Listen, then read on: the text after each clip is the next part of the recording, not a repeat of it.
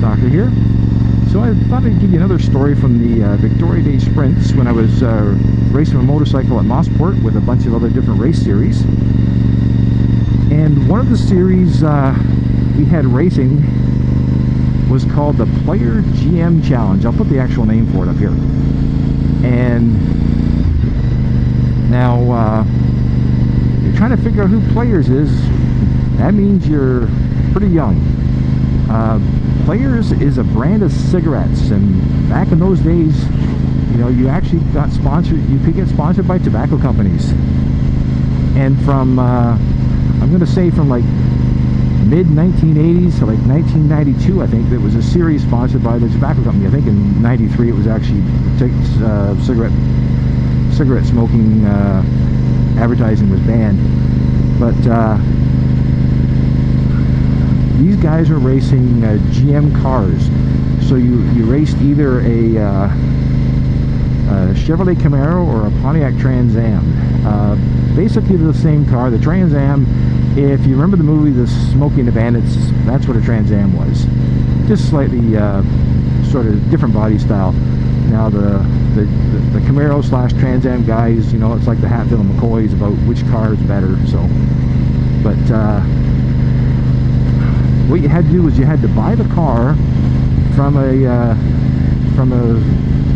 GM Pontiac dealer, and then you had to order a special package, whatnot, and then you had the safety equipment put out, and you went and raced it. And a lot of guys race these things, like some guys who actually went on to become fairly famous racers, and some guys who were in the day they were famous racers, and they were just sort of doing this as a, you know, little vacation relaxation sort of thing, because it was supposed to be like a inexpensive form of racing, you know, as far as racing can be.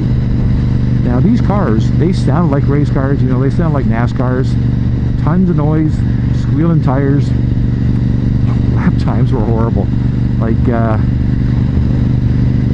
the bikes were faster. We were faster in the straight line. We were faster in the corners. We were better in the... you know, it's like when you're pushing 17,000 pounds of car around a racetrack. It's like... I'm exaggerating here, but these things were big. They were big. They were heavy. You know, the cars in the 1980s were not performance cars, but they made a lot of noise. And the race actually was televised. They had TV crews there. They were filming all this sort of stuff, and you know, it was interviewing the drivers. It was like, you know, going to a Formula 1 event with all the press and whatnot. And you know, the guys were all, you know, for more or less, were pretty cool guys. The fast guys, of course, were fast, but you know, and they actually surprisingly did have good racing, even if it was, like, you know, by our standards kind of slow. But you know, racing's racing, be it lawnmowers or Grand Prix cars.